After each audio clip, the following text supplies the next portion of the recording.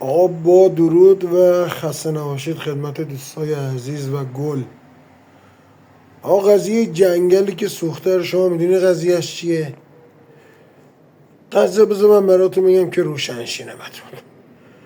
این سوزوندن جنگل، اصلا جنگل قرار نبوده بسوزه. اونجا معلوم نیست مال کدوم آقازاده بیشرفیه به درد نخور در به داغونی بوده که اونجا رو میخواستن شهرک سازی کنن.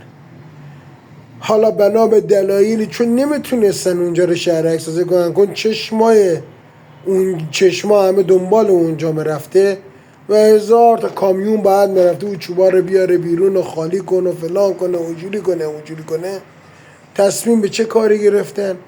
تصمیم به یه کاری گرفتن که تنها کار و تنها چاره برای این حرکت ایه که اونجا رو بسوزونن و اونجا همه حیوانات نیوونات رو سوزوندن، کلکش کندن، پر از جنگل رو داغون کردن، پر از درخت رو داغون کردن که به اهداف شیطانی خودشان برسن. و از اونجا به بعد کامیونای نجسشان برمیدارن میارن که آشغالا رو جمع کنن. بعد از که آشغالا رو جمع کردن اونجا رو میان شهرک سازی میکنن. این کار نجس جمهوری اسحالیه و بس.